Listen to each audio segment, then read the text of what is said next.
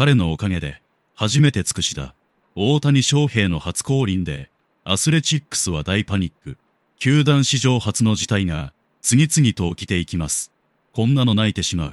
監督が頭を抱え、選手がサインを求める。実況が声を震わせ、伝説のレジェンドでさえ、深々と一礼するのです。しかし、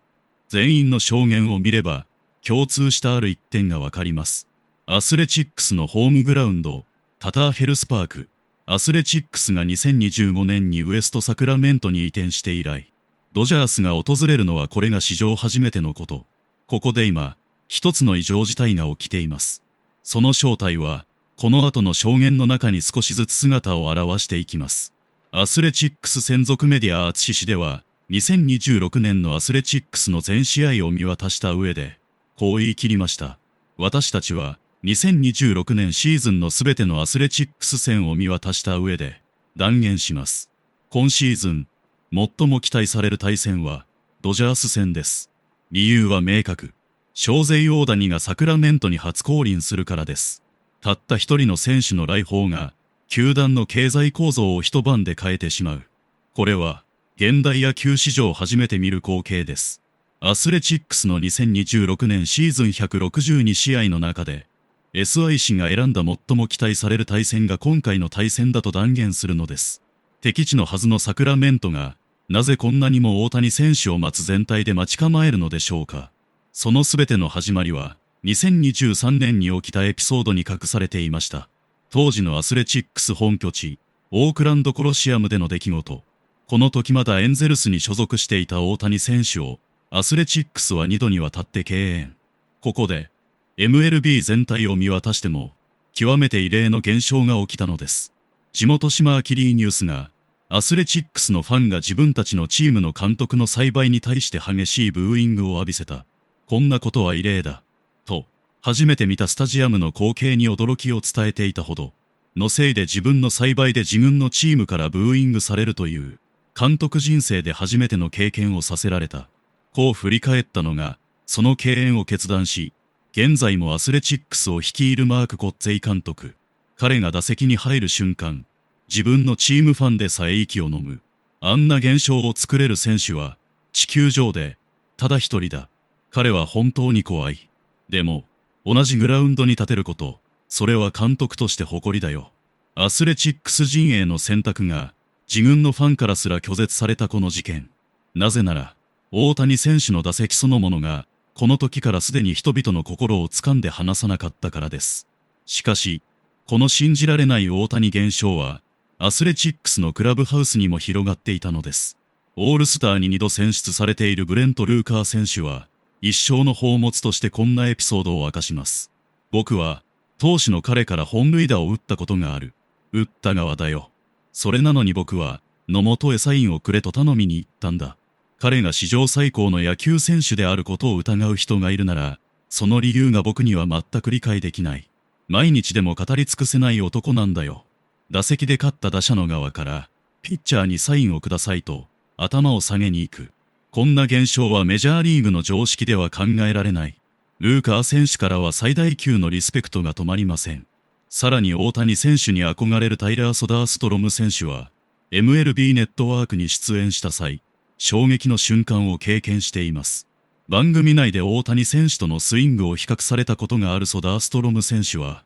あの瞬間、僕は自分の目を疑った。マーク、デローサとマイク、ローデルが、この若手のスイングは大谷そっくりだって解説していたんだ。翔平に少しでも近づきたい。憧れの気持ちから降ってきたバットが比較対象として認められた。僕の人生であれ以上の褒め言葉はなかったよ。米国テレビ局の人気解説者が大谷翔平に似ていると公式に発言し、それを受けた現役の選手が人生最高の褒め言葉だと語る。これはもう、メジャーリーグの中で翔平カテゴリーという一つの基準が成立していることを意味しています。そんな大谷翔平に憧れてしまうのは彼だけではありません。2025年のアメリカンリーグ新人王、ニック・カーツ選手もその一人。僕は子供の頃からずっと翔平を真似して振ってきた。彼みたいになりたいその一心だったんだよ。新人王を取っても僕、浜田翔平の足元にも及ばないと知っている。だから僕は今日も振り続けるよ。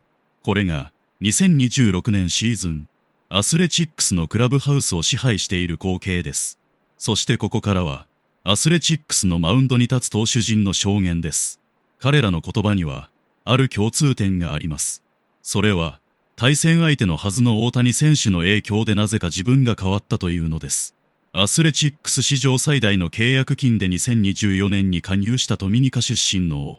ベイス・ゼベリーの投手は ESPN に出演した際、母国の若い世代に向けてこうメッセージを発していました。俺はドミニカ共和国の貧しい村から野球だけを武器にここまで来た。だから故郷の少年たちは俺を見ている。でも俺は彼らに必ずこう伝えるんだ。翔平を見ろと。ドミニカに俺が伝えたい答えはいつだってこの男のロールモデルの中にある。彼は野球の枠を超えた世界のお手本なんだよ。もはや大谷選手の影響力は日本という国境を完全に超え、ラテンアメリカの野球文化の中にまで深く浸透していることの紛れもない証拠ですね。先発左腕のデフリー・スクリングス投手は NBC スポーツカリフォルニアでこう発言しています。俺はメジャーで10年以上投げてきたが、翔平との対戦は間違いなく俺のキャリアのハイライトだ。彼は世界一の選手で世界一謙虚に学び続けているんだよ。JT 銀投手も NBC スポーツで大谷選手との対戦感覚についてこう語ります。翔平との対戦は他のどんな打者とも違うんだ。野球の象徴そのものと向き合っている感じなんだよ。彼と勝負できたことを僕は息子や孫に話して聞かせるだろう。それくらい特別な体験なんだ。アスレチックスの監督や選手たちはそれぞれの言葉でしかし同じ方向を向いて彼を語っている。こうした現象はすでに対戦相手のチームすら変えていっているのです。ですが本当に異常なのはここからです。大谷翔平という存在は対戦相手のプレーだけでなく人格そのものまで書き換え始めるのです。次に登場するのは審判に苛立つことで知られていたアスレチックスの若きリーダー。彼は大谷選手を見て自分自身についてある重大な反省を口にします。感情を顔に出すタイプの選手として知られているローレンス・バトラー選手はアスレチックスネーションで自分の振る舞いについてこんな発言をしていました。翔平の姿を見ていると自分が恥ずかしくなる瞬間があるんだ。世界で一番注目されている男が世界で一番丁寧に野球をやっているんだよ。俺はそれを見て感情のコントロールを学び直そうと本気で思った。彼は対戦相手の人格まで変えてしまう男だ。そんな大谷選手を他席のすぐ後ろで最も近くから見ている男がいます。アスレチックスの正捕手、シェイラン・ジェリアース選手です。彼はムルブ・コムに出演した際、捕手目線で見る大谷翔平についてこう述べています。キャッチャーとして彼を後ろから見ているとき、僕はサインを出す指が震えることがあるよ。でも僕が一番グッとくるのは彼が打席を離れた瞬間だ。マスクを脱いだ僕に向かって彼は必ず小さく会釈してくれる。背筋が伸びるよ。野球は人を作る。それを毎回教えてくれる存在なんだ。打席ではプレッシャーをかけ、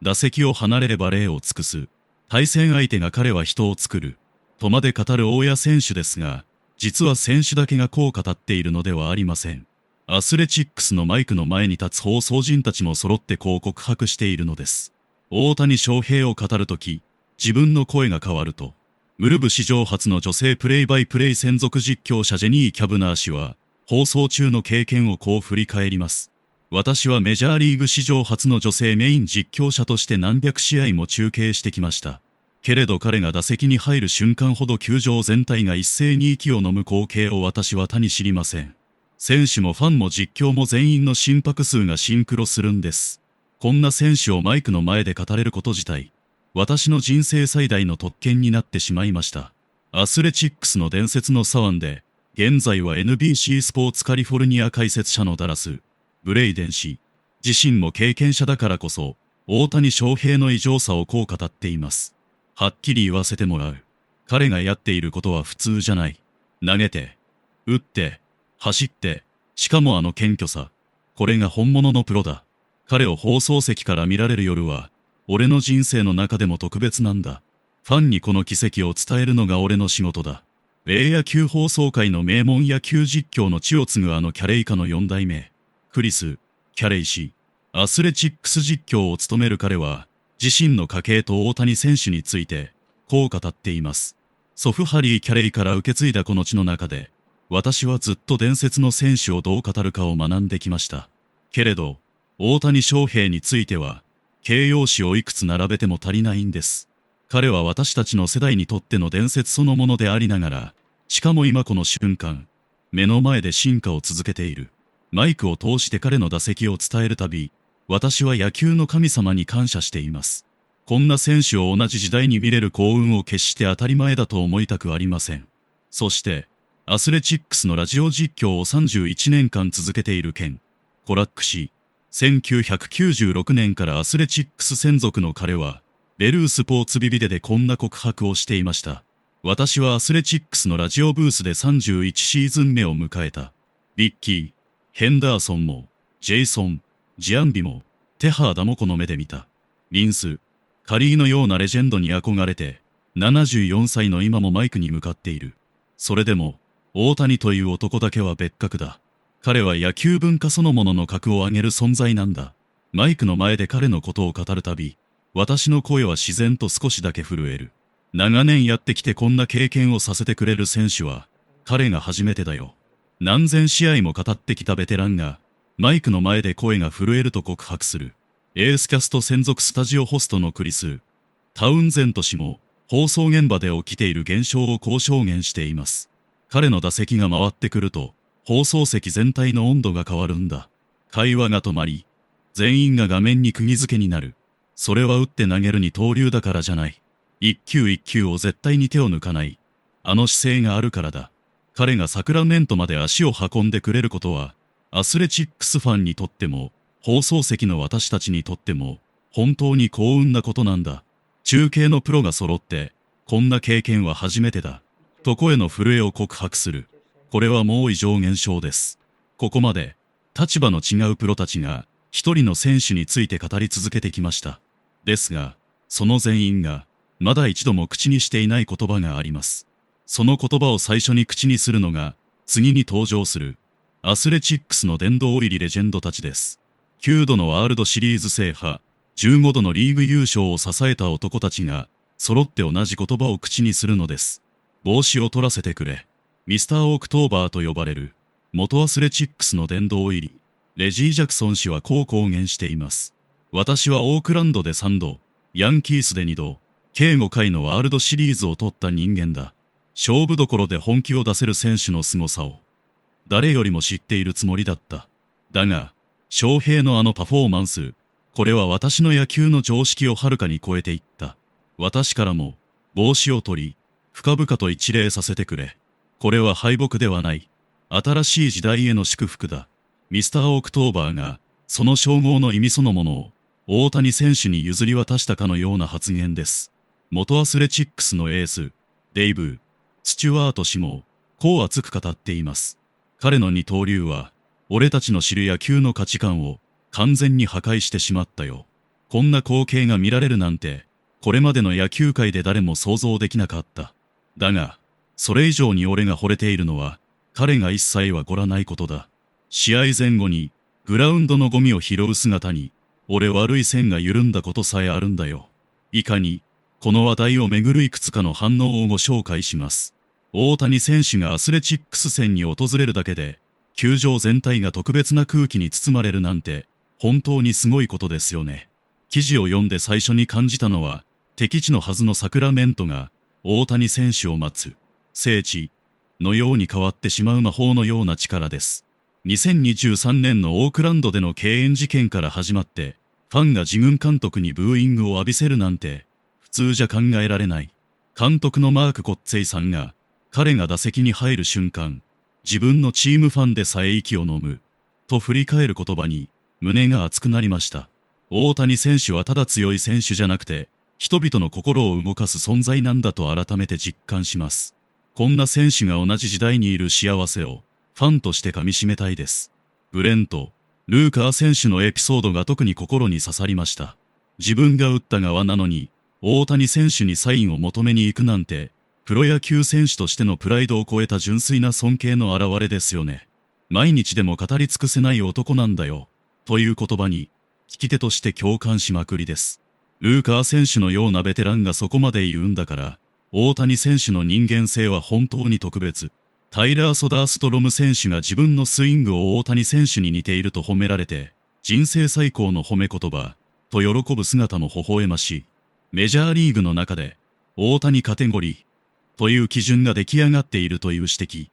納得です。新人王のニック・カーツ選手が子供の頃から大谷選手を真似してきた話も世代を超えた影響力を感じさせてくれます。投手陣の証言も圧巻でした。ベイス・ゼベリー投手が故郷の少年たちに大谷を見ろと伝えるメッセージはラテンアメリカの野球界にまで広がる影響力を象徴しています。デフリース投手がキャリアのハイライトと語り、JT・ギル投手が野球の象徴そのものと表現する言葉に、対戦相手ですら大谷選手との一戦を人生の宝物に変えてしまう力強さがあります。ローレンス・バトラー選手が感情コントロールを学び直そうと思ったという反省の言葉は、大谷選手がプレーだけでなく人格まで変えてしまうことを証明しています。キャッチャーのシェイラン・ジェリアース選手が打席を離れた後の小さな会釈に背筋が伸びるというエピソードは、ささやかな礼儀正しさがどれだけ人を感動させるかを教えてくれます。放送陣の反応も忘れられない。ジェニー・キャブナーさんの球場全体が息を飲む光景という描写は、実況者として何百試合も経験した人が言うだけあって説得力があります。ダラス・ブレイデン氏の普通じゃないというストレートな言葉や、クリス・キャリー氏が家系の伝統の中で形容詞をいくつ並べても足りないと感じる部分、ケーン・コラック氏が31年間の実況で初めて声が震えるという告白。これらを聞いていると、マイクの向こう側にいるプロフェッショナルたちまで大谷選手に心を奪われているのが伝わってきて、こちらまで興奮が高まります。クリス・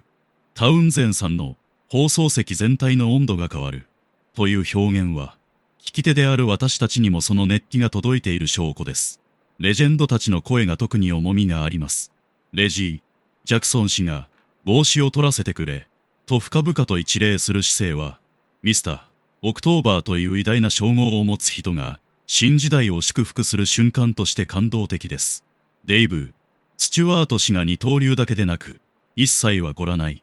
姿勢に惚れていると語る部分では、大谷選手の謙虚さがグラウンドの外でも人を魅了する理由がよくわかります。試合前後にゴミを拾う姿に心が緩むというエピソードは、小さな行動が大きな影響を生む典型例ですよね。この記事全体を通じて感じるのは、大谷選手が野球というスポーツを人を作るものに変えているということです。アスレチックスという球団が移転後の新天地で初めて迎える大谷降臨をこんなに熱く語り継ぐ姿に、野球ファンの一人として誇らしささえ覚えます。2026年シーズンのハイライトがこの一戦になるという SY 氏の断言も当然のことのように思えます。たった一人の選手が球団の経済構造を変え、ファン、選手、スタッフ、レジェンド全員の心を一つにする。これこそが現代野球の奇跡です。読み進めるごとに、大谷選手の打席を想像して胸が高鳴ります。サクラメントのタターヘル、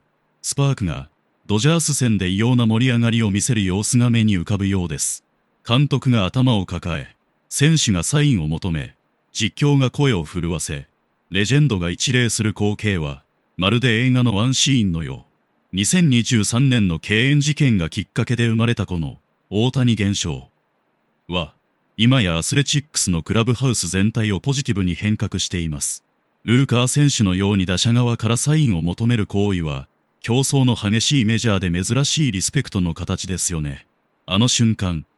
野球の枠を超えた人間同士のつながりが生まれるんです。ソダーストロム選手のスイング比較の話は、若手選手にとってどれだけ励みになるかを教えてくれます。翔平に少しでも近づきたいという純粋な憧れがプロとして成長の原動力になる。カーツ選手が新人王を取っても足元にも及ばないと謙虚に語る姿勢も大谷選手の影響を色濃く受け継いでいる証拠です。投手陣ではゼベリー投手の母国へのメッセージが特に印象的。貧しい村から這い上がった彼が大谷選手をロールモデルとして推すことで、ドミニカ共和国の子供たちに夢を与えている。野球は国境を越えるスポーツだと、改めて実感します。デフリース投手やギル投手の特別な体験という言葉は、対戦するだけで人生が変わるようなインパクトを物語っています。バトラー選手の感情コントロールの反省は、若いリーダーとして成長の機会に変えている点が素晴らしい。ジェリアース選手のキャッチャー目線での指が震えるエピソードと会釈の感動は、近い距離で感じる大谷選手のオーラをリアルに伝えてくれます。打席では圧倒的なプレッシャー、離れた後は礼儀正しさ、これが人を作る大谷選手の真髄です。